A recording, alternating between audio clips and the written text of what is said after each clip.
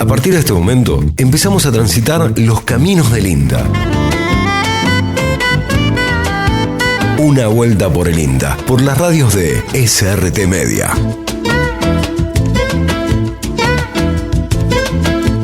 Bienvenidos, bienvenidas a Una Vuelta por el INTA, el programa del Instituto Nacional de Tecnología Agropecuaria, aquí en SRT Media. El placer de compartir la próxima hora junto a ustedes. ¿Cómo están? Sole, Fabri, ¿cómo andan? ¿Todo bien? Buen día, ¿cómo les va? Muy bien, excelente. ¿Cómo andás, Luquita, Sole? ¿Cómo andan? Muy bien. ¿Cómo los trata el fin de mes? El domingo 26 de julio de esta 13ª temporada del programa, que hoy tiene a Pecas Rojos en la puesta en el aire. Un placer que nos damos. Se tomó descanso hoy, tuvo algunas cuestiones nuestro operador habitual, Mariano Britos, a quien le damos un abrazo a la distancia. ¿Cómo andan? ¿Han pasado bien la semana? ¿Los trató bien este fin de mundial y toda la cuestión? Y con la nostalgia de que se terminó un mundial, ¿viste? Sí. El otro día hablaba con unos amigos, post final, triste y contento a la vez, cosas raras que pasan con el fútbol, pero qué lindo es los 40 barras, esta vez fueron 50 días mundialistas. ¿Sí? ¿Te la pasaste bien? Sí. Lo vi con mis hijos, primera vez que veo un mundial como en familia, sería con amigos. Pero son chicos tu hijo, ¿cómo hacen los? Vos sabés que creo que traumé al más chico. Mirá. El más chico tiene un año y 2 meses, el más chico. Claro, y el otro, el segundo, el más grande, tiene 3. Ajá. Pero el más chico, no lo hacemos ver pantallas. Este mundial fue como abrió una puerta, ¿viste? Claro. Y me imagino que no sabe qué puerta. Y hace como un gol grita, ¿viste? Todo el día está así gritando, así que esperemos. Yo tuve serias disputas en casa. En un momento fue muy gracioso porque el más chico de mi tropa, que tiene 4, Fermín, salió gritando diciendo: papá, está todo el día con la tele, ¿viste? Claro. Bueno, cosa que no están acostumbrados a verme en tele, ¿viste? Porque es tele, claro, o sea, es tele, no consumo. En casa no solamente se ve realmente tele, que muchas veces ellos no dan bolilla, o juega independiente, ellos independientes, pero con el mundial fue como que ahora me mira el tele y me dice: está faltando el partido, cosa que llegamos un día X, la banda sonora Francia, de la tarde. Senegal, y bueno, así. Bueno, así que hemos vuelto al fútbol doméstico, tampoco está tan mal, pero bueno, hay una caída de la realidad, hay una amortización importante. Sí. Así que bueno, eso. Y Sole, vos bien, ¿tuviste dando unas vueltas, unos días de descanso también? Di un paseo del fin de pasado, así que bien. La verdad que de descanso. Anduve por Santiago del Estero. Muy recomendado. Súper recomendable las termas de Río. Muy bien, muy bueno. Bueno, hoy tenemos un programa súper entretenido, Fabri. Contame un poco de qué va. INTA participa en un equipo provincial de senotrasplantes. Argentina logró un hito científico al conseguir el nacimiento del primer cerdo clonado y modificado genéticamente de América Latina. El animal nació en abril de este año, en abril del 2026, en la Facultad de Ciencias Veterinarias de la UBA, gracias a un esfuerzo en conjunto entre la Universidad Nacional General de San Martín y la startup Crofa Biotech. Ahí va. Lo que buscan con esto es utilizar, digamos, el cerdo como donante para trasplantes de órganos de animales a humanos. Ajá. ¿Sí? Es el tercer país, Argentina, en el mundo en lograr este tipo de clonación. Está Estados Unidos y China, que habían logrado hacer esto. Y en Córdoba, en nuestra provincia, se armó una mesa de trabajo provincial en donde hay diversos profesionales de diferentes instituciones, y nosotros como INTA tenemos participación allí. Va a ser el tema central del día de hoy. Un temazo. Sí, un tema súper interesante, también polémico, que involucra a la ciencia y a la ética, y en este caso también a la salud. Así que sumamente interesante lo que traemos como tema central para el día de hoy. También en el marco del trabajo de la Mesa Agroclimática y Ambiental de Pilar y Río Segundo, que la denominaron MACA, vamos a conocer los resultados de una red de ensayos de cultivos de cobertura en horticultura, una práctica poco habitual en este sector. Mucho hemos hablado de la utilización de estos cultivos en superficies extensivas, pero en la horticultura, en donde los suelos padecen el impacto en la producción, no hay tanta información respecto a cómo pueden beneficiar estos cultivos de cobertura al suelo. Sí, súper interesante, porque culturalmente en la horticultura no hay una cultura de usar cultivos de servicio, como se les llaman, o cultivos de cobertura, y la verdad que los datos, los resultados son sumamente interesantes. También tenemos algo vinculado a los incendios, Fabri. Así es, medidas de prevención de incendios, el INTA y el Foro de los Ríos, que es una asociación civil, vienen impulsando un trabajo comunitario junto a vecinos, autoridades locales y bomberos para la prevención de incendios forestales. Sabemos que estamos en meses donde empiezan a ser cotidianos, esperemos que no, los incendios forestales. Entonces en esta mesa se trabaja mediante capacitaciones y alertas por WhatsApp y mapas coordinados a través de la triangulación de columnas de humo y la geolocalización para que la comunidad detecte y pueda reportar focos tempranos. Bien, si llegamos también vamos a tener algo vinculado al laboratorio de suelo y agua del INTA en Manfredi. Todo esto y mucho más en esta vuelta por el INTA. Sole, hoy no hay sorteos, estamos gestionando ahí para recuperar volver a tener miel. Llegarán. Sí, en breve están, no dejen de participar. Claro. ¿Dónde pueden contactarse? Escríbanos de todos modos al WhatsApp, recuerden que es el 3572-528693, y en Facebook, que nos encuentran como Una Vuelta por el INTA, y que nos pueden escribir también por esa vía. Reiteramos el WhatsApp, 3572-528693. Ya pronto va a volver seguro la miel y el vino, así que sigan escribiéndonos y participando de todos modos. Esto es Una Vuelta por el INTA, el programa del Instituto Nacional de Tecnología Agropecuaria, que empieza con esta música. Una vuelta por el INTA, ciencia y tecnología en el aire. Por el dúplex radial y universitario de SRT Media. Volvemos en Una Vuelta por el INTA. En la apertura contábamos que uno de los temas de hoy iba a tratar sobre la Mesa Agroclimática y Ambiental de Pilar y Río Segundo. Vamos a conocer los resultados de una red de ensayos de cultivos de cobertura en horticultura, y para eso, Luquitas, estuviste charlando con Ana Rascaeta, que es investigadora, que hace investigación y extensión desde la experimental de Manfredi. Así es, vamos a escuchar esta primera parte de este testimonio en donde nos cuenta un poco cómo empezaron y a partir de qué a implementar esta red de ensayos. Es una red que nació aproximadamente hace 4 años en el marco de la mesa, en esta búsqueda de estrategias de adaptación a la variabilidad climática. Empezamos a trabajar con los productores y productoras hortícolas de la zona, en el suelo, pensando en si mejoramos el suelo, mejoramos la posibilidad de los cultivos de restablecerse ante un evento de meteorología extrema, ya sea un granizo, una helada, una ola de calor.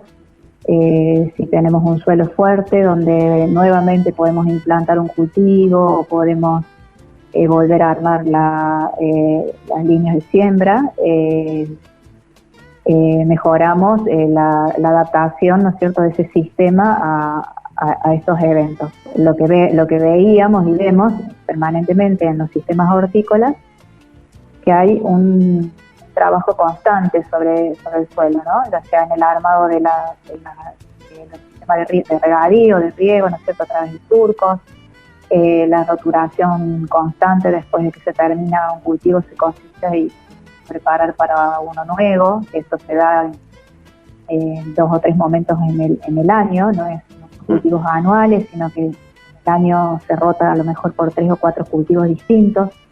Entonces hay un desgaste permanente del suelo, que es el sistema que alberga el alimento que va a ir sobre esa tierra, ¿no? Así que bueno, pensamos y buscando soluciones dentro de lo que brinda la misma naturaleza, ¿no?, de las soluciones pensadas en la naturaleza, como se llama. Pensamos en la posibilidad de implantar cultivos de servicios que mejoren la estructura y que mejoren la fertilización del suelo y le den ese tiempo de descanso entre un cultivo y otro para que se restablezca y que y estudiar, ¿no? Estudiar qué respuestas tenía, si aumentaban o no algunos valores de nutrientes, si mejoraba o no la estructura del suelo, y qué respuesta se lograban en los cultivos posteriores que íbamos a implantar. Culturalmente, generalizando, por supuesto, seguramente hay excepciones, pero no es la incorporación de cultivos de servicio, no es algo frecuente en la horticultura, ¿no? No es algo frecuente. La forma en que se suele reponer los nutrientes del suelo o mejorar alguna condición es a través de la fertilización, ¿no? De la fertilización química por productos de síntesis o de la fertilización orgánica a través de la cama aviar o el enguanado, como se le llama. No es algo de uso cotidiano ni tampoco que se conozca mucho entre los horticultores. Así escuchábamos en esta primera parte a Ana contando un poco sobre esta mesa agroclimática y la utilización de cultivos de cobertura en horticultura, que no es algo tan convencional. Y en esta segunda parte Ana nos va a contar un poco acerca específicamente a qué resultados, qué percepciones tuvieron aquellos productores que participan, mejor dicho, de esta red. La escuchamos a Ana Arrascaeta. Hicimos mediciones de los parámetros de suelo antes de la implantación del cultivo de servicio, al finalizar el cultivo de servicio con la incorporación del mismo y 40 días después de la incorporación, que es más o menos el tiempo que se tiene que esperar de que en algunos de estos elementos que se generaron de nutrientes estén disponibles ya para el cultivo siguiente, que ese proceso se llama mineralización, ¿no? Entonces, para que pueda estar disponible tiene que pasar un tiempo desde que se incorpora hasta que el nuevo cultivo lo pueda tomar. Y entonces, al hacer esos análisis de suelo en la composición físico-química y en la parte también estructural, ahí notamos una gran diferencia, ¿no? Por un lado, la ganancia de materia orgánica de esos suelos, que estaban algunos suelos tenían 1,5, un 2% de materia orgánica, llegaron a un 4%. En cuanto a otros parámetros como la relación carbono-nitrógeno también, pero en general se mejoraron mucho las condiciones del suelo, eso a nivel de análisis estadístico, ¿no? O sea, cuantitativo. Pero a la vez, los productores hicieron su propio análisis en cuanto a lo cualitativo, en cuanto a la percepción, ¿no? Bueno, ellos encontraron, por ejemplo, que se mejoró muchísimo la esponjosidad del suelo. Ellos decían que están mucho más suelos que estaban totalmente compactados, quedaron sueltos, quedaron con mejor posibilidad para armar surcos, para el trabajo manual de desmalezado. Todo el trabajo en la horticultura para el control de malezas a través de un desmalezado manual. Algunos productores, incluso algunas de las especies que se trabajaron como cultivo de servicio, como el centeno, lograron resultados en cuanto a que no le apareció una maleza que es problemática y que ese lote tenía, como es el caso del cebollín o Cyperus rotundus, que es el nombre científico, que es una maleza muy importante en lo que es la horticultura, lo logró controlar, por lo menos por un periodo. Hay que ver qué pasa más adelante, ¿no? Otra de las cosas, de las percepciones que nosotros registramos, que también están anotadas en estos informes, son que algunos productores se refirieron a que no tuvieron que fertilizar después, no tuvieron que hacer aplicaciones de urea en el cultivo siguiente, y que hasta 2 cultivos siguientes no tuvieron que fertilizar. No en todos los casos, no estamos hablando del caso de 1 o 2 productores que mencionaron esto, y para ellos fue muy importante en cuanto al tema del ahorro de insumos que se manejan con valores de moneda extranjera, ¿no? El precio dólar. Anteriormente, cada cultivo le tienen que hacer 3 o 4 fertilizaciones, sobre todo si son cultivos de hojas, en el ciclo del cultivo, y los cultivos estos que siguieron al abono verde, que así le llamamos a esta tecnología, que es el cultivo de servicio y luego una incorporación, lo esperaron, no le aplicaron nada y vinieron muy bien, digamos, tuvieron buenos rendimientos, tuvieron buen desarrollo y demás. Y hasta un cultivo más pudieron hacerlo sin tener que aplicar una fertilización externa. Así escuchábamos a Ana Rascaeta. Ana Rascaeta trabaja en la Experimental de Manfredi, en el área de agronomía y en el grupo de manejo de cultivos y recursos naturales. Bien, así que pueden contactarse con la MACA, con la mesa que está trabajando ahí en el ámbito de Pilar y Río Segundo, la mesa agroclimática y ambiental de Pilar y Río Segundo, a través del programa, a través de las redes sociales, a través del INTA Manfredi, a través del INTA Córdoba, a través del CIAP. Totalmente. Si son horticultores y están interesados en ver y acceder a esta información, bueno, es una información valiosa que sirve para este sector. Un sector súper importante que produce el alimento que consumimos a diario. Entramos en una tandita de destacadas. Esta semana se viene desarrollando la rural, la exposición rural, y el INTA llega a la rural con foco en innovación ganadera. El INTA tendrá una fuerte presencia en la exposición rural de Palermo con una agenda dedicada a la ganadería. Durante la muestra habrá charlas, demostraciones y presentación de nuevas tecnologías para el sector. Y especialistas compartirán avances en genética, sanidad, manejo y producción sustentable. Esta propuesta, como siempre, busca acercar conocimiento a productores, técnicos y estudiantes. Hoy está previsto que Milei asista y hable en la rural que siempre ha sido una tribuna política desde hace muchísimos años, ¿no? Siguiendo este tema, una cabaña cordobesa y su historia en Palermo. La cabaña El Porvenir, de acá de la provincia de Córdoba, logró un doble triunfo histórico en la raza Brangus durante la Expo Rural de Palermo. Se quedó con los principales premios de machos y hembras en una de las pistas más importantes del país. El reconocimiento destaca años de trabajo en mejoramiento genético. El logro posiciona a la ganadería cordobesa entre las grandes protagonistas de la muestra. Muy bien, y por otro lado también buscan cambiar el financiamiento del Instituto de Promoción de la Carne.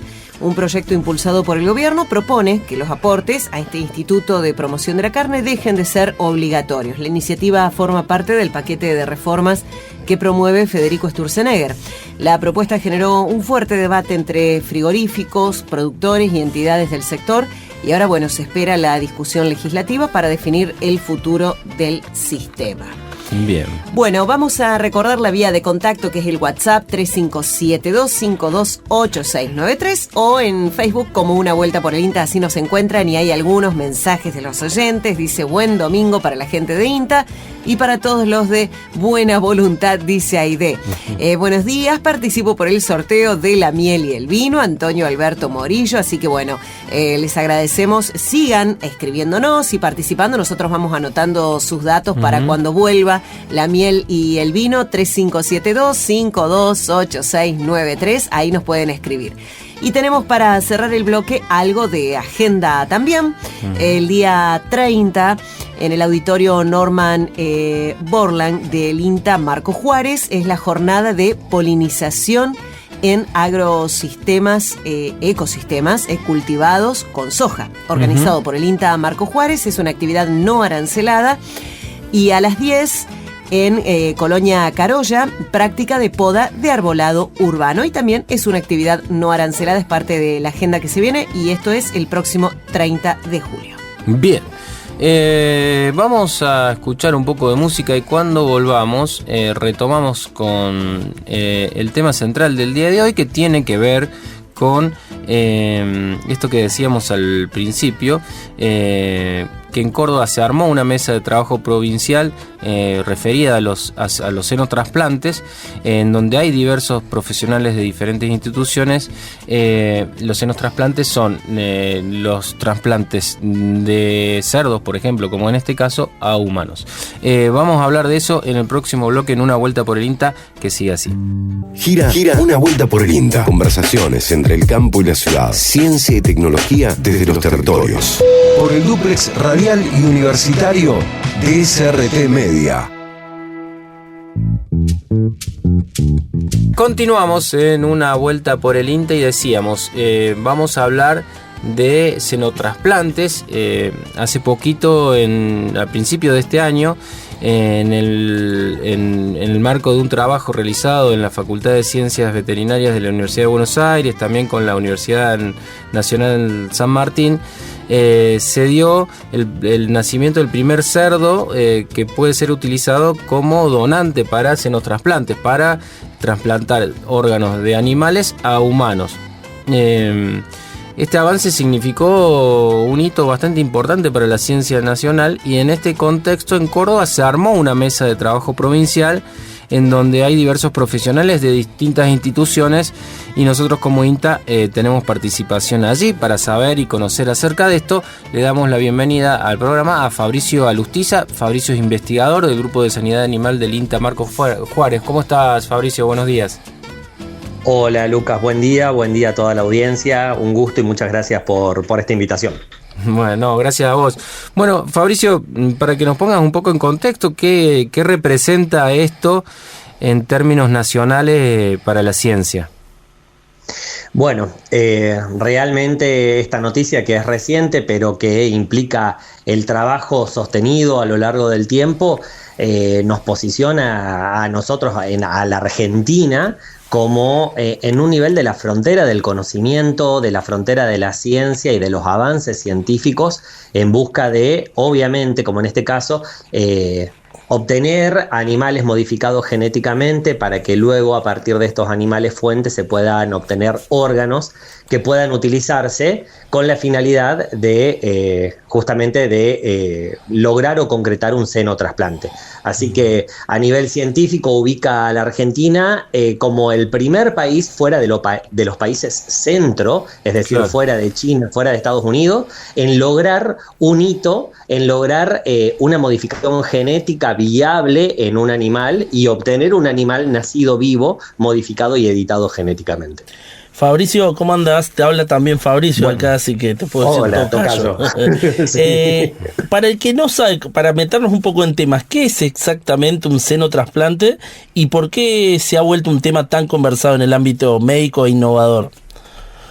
Bien, la palabra senotrasplante significa la posibilidad de trasplantar células, tejidos u órganos de un animal donante o fuente a un ser humano, ¿sí? O sea, senotrasplante quiere decir la posibilidad de recibir un órgano, un tejido o un conjunto de células de un animal de otra especie, de una especie diferente a la del donante, ¿sí?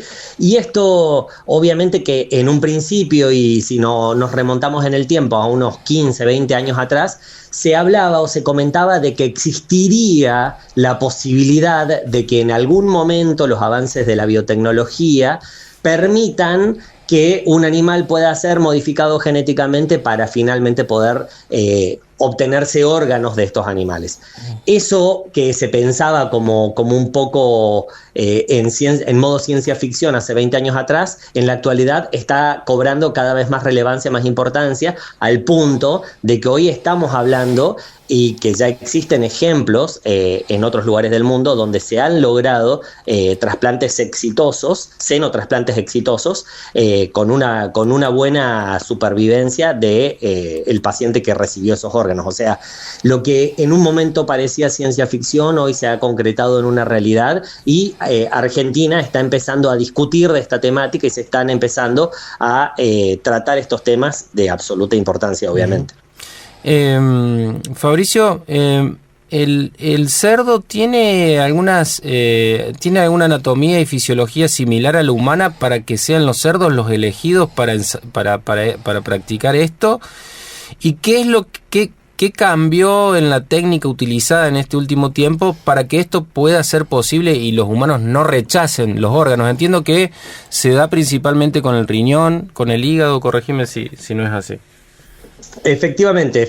Bueno, el cerdo tiene, desde el punto de vista fisiológico y desde el punto de vista de algunas características anatómicas, muchas similitudes en muchos de sus órganos con los órganos del ser humano.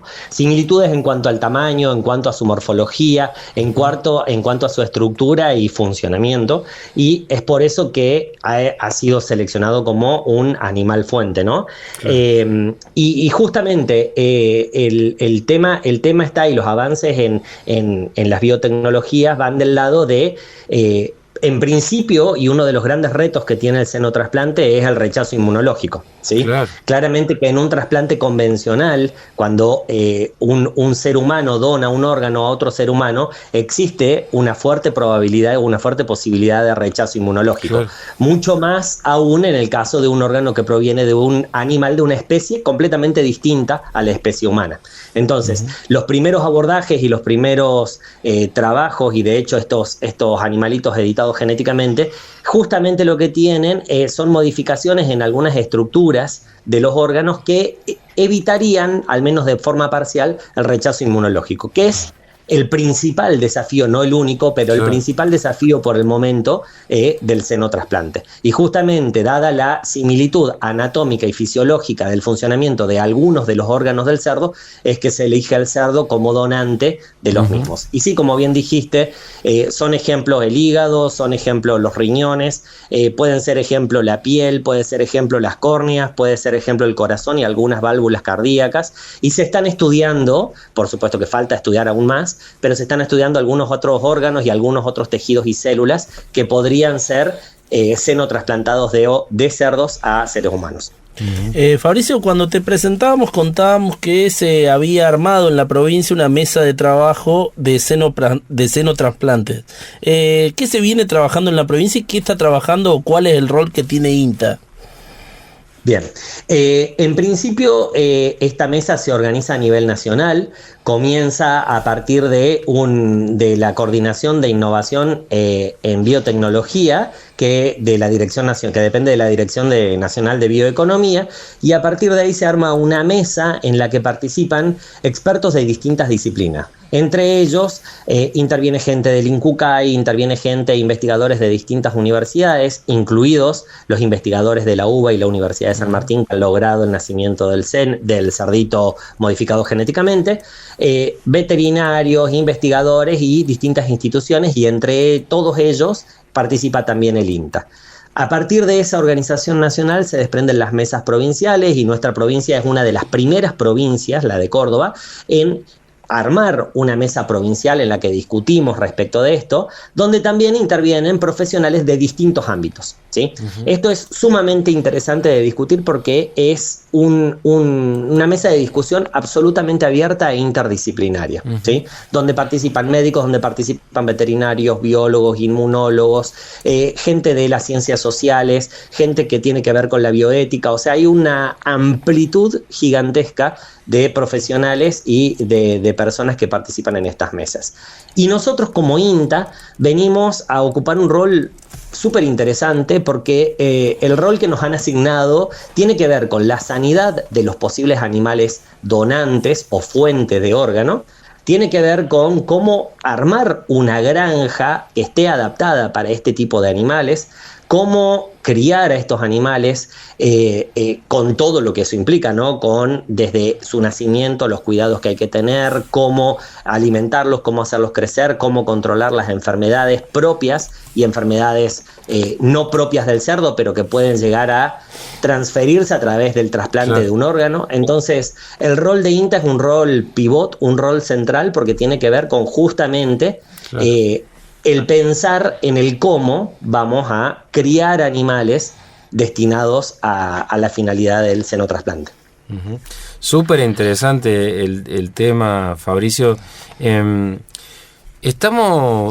¿Puede esta tecnología pasar ya de fases experimentales para que llegue ya en algunos años? ¿Hay como alguna previsión respecto a qué fases se deben cumplir para que esto se vuelva algo más masivo o al alcance de la gente? Recordemos que hay muchísima gente en lista de espera para que el tema de los órganos es algo central en la medicina, ¿no? O sea, estamos cerca de absolutamente. Sí. Absolutamente central, absolutamente complejo, porque la demanda de órganos, digamos, aunque suena en términos económicos hablarlo, es terrible, pero es mucha mayor la cantidad de gente que necesita recibir un órgano que la cantidad de gente o la cantidad de órganos que se donan, ¿sí? Entonces, justamente esta disparidad es la que un poco ha despertado la búsqueda de alternativas, y entre estas alternativas surge la del senotrasplante, ¿sí? Yo les comentaba al principio, ¿no? Hace 20 años atrás se pensaba que esto era ciencia ficción. Hoy ya tenemos mesas, tanto provinciales como a nivel nacional, donde estamos discutiendo de la temática.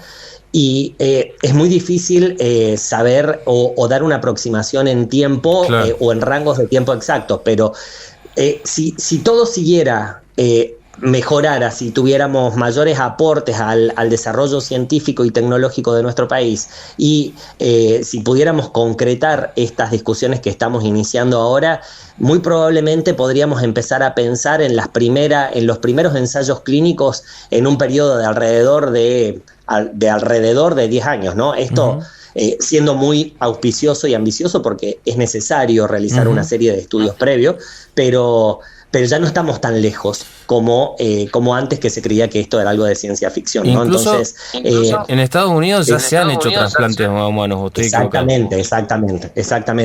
En Estados Unidos se han hecho trasplantes, en China ya se han hecho senotrasplantes, y ya hay algo de información que circula a través de la literatura científica para el mundo respecto de los resultados de estos senotrasplantes, y bueno, han sido bastante auspiciosos. Y acá en este punto es importante recordar que el senotrasplante de ninguna manera, por lo menos hasta el momento, de ninguna manera reemplaza completamente al trasplante, al holotrasplante o al trasplante tradicional.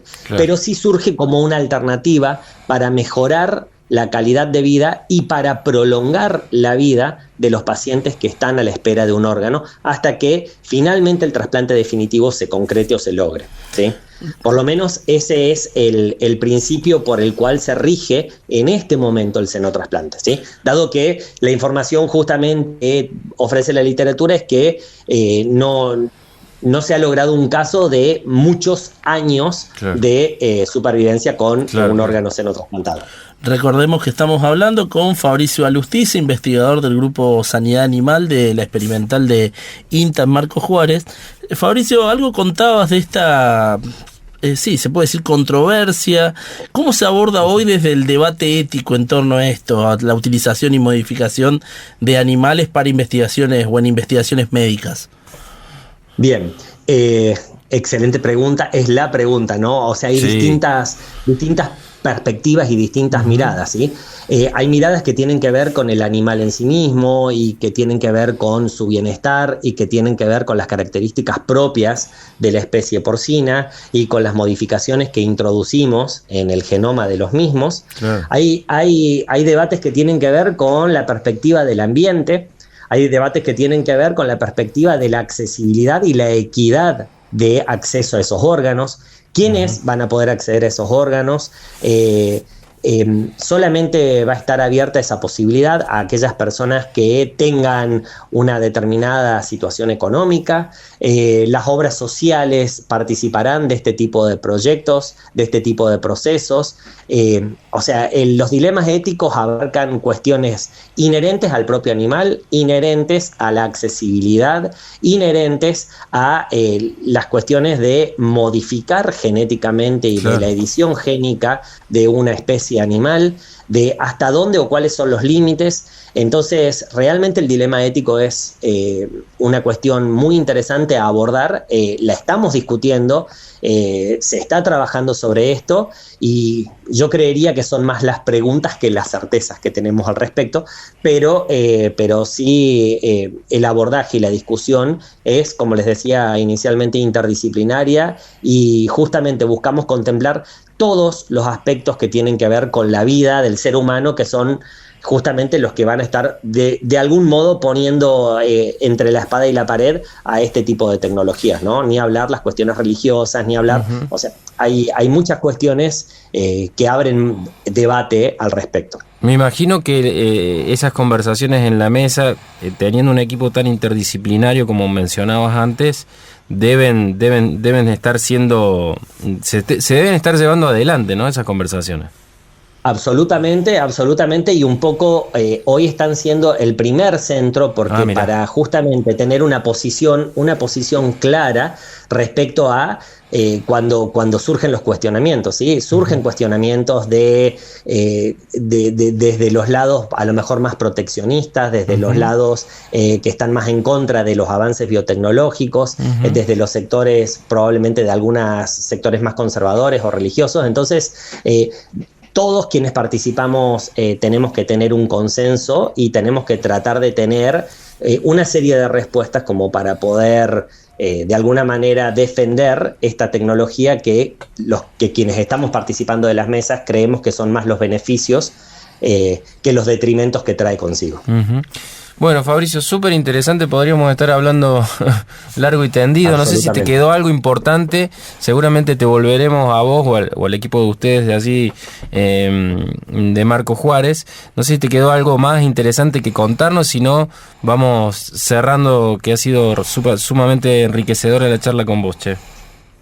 Bueno, en principio agradecerles por esta oportunidad, comentar que invertir en ciencia es invertir en futuro y este es un claro ejemplo de que esto es algo posible y que hoy en Argentina, pese al contexto y pese a todo pronóstico, seguimos trabajando y haciendo ciencia de frontera y que las instituciones que somos parte de estos desarrollos estamos absolutamente comprometidos con el fin último que esperamos, que es el de obtener órganos para mejorar la calidad de vida de las personas, en este caso, con este tema, ¿no? Entonces, un poco ese sería mi mensaje, ¿no? De la ciencia trae consigo conocimiento, trae consigo oportunidades y sin duda más ciencia es más futuro y es mejor futuro y es más calidad de vida para todos.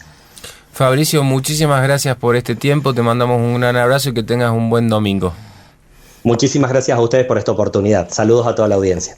Fabricio Alustiza, investigador del Grupo de Sanidad Animal del INTA Marco Juárez, hablando sobre xenotrasplantes y el rol de INTA y de la comunidad científica en estos avances. Escuchamos un poco de música y ya volvemos con más de Una Vuelta por el INTA. Búscanos en Facebook, Una Vuelta por el INTA. Visita nuestros canales de YouTube, INTA Manfredi, INTA Marco Juárez. Por el dúplex radial y universitario de SRT Media. Cuarto y último bloque de Una Vuelta por el INTA. En la apertura contábamos que íbamos a hablar sobre prevención de incendios. INTA y el Foro de los Ríos vienen impulsando un trabajo comunitario junto a vecinos y autoridades locales y junto a los bomberos en la prevención de incendios forestales. Se vienen realizando capacitaciones sobre medidas para proteger tu casa ante un incendio. Y para esto estuvimos hablando con Francisco Marraro, investigador del Experimental de Manfredi, que nos cuenta un poco al respecto.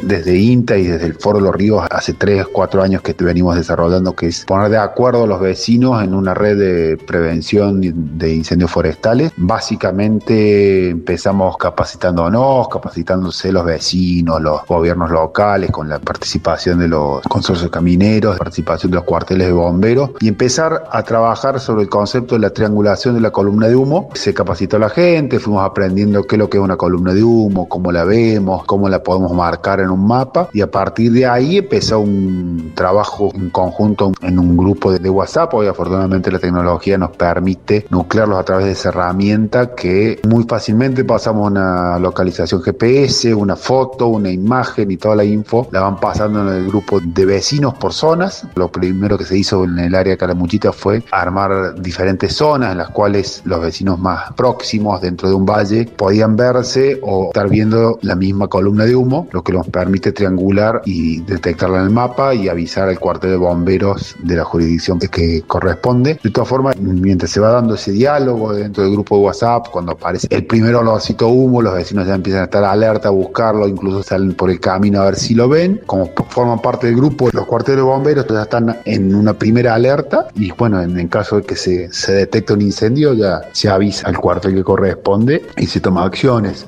Incluso hemos llegado en algunos casos que los mismos vecinos han apagado el fuego porque era chiquitito en el predio de uno de los campos. Eso nos permite que los incendios no lleguen a mayores, se queden en un fuego y no en un incendio. Lo que sí se hace mucho hincapié es siempre las capacitaciones entre vecinos que las dicta el cuartel de bomberos de la zona, para aprender a manejar el predio, el campo, de la casa, para tenerlo listo para que no sucedan los incendios. Uno de los errores más comunes que por ahí se observa es que la gente tiende a acumular la leña pegadita a la casa para no tener que salir a la noche a tomar frío, y bueno, siempre se recomienda eso, justamente, tener la leña lejos de la casa, el predio de la casa o de los galpones siempre con el pasto corto, para evitar que tengamos mayor material combustible en torno a lo más sensible por ahí donde están las viviendas y la casa. Y el otro tema es la accesibilidad a los caminos, ¿no? Es importantísimo que los vecinos y sobre todo que los bomberos conozcan cuáles son los caminos dentro de cada campo, y que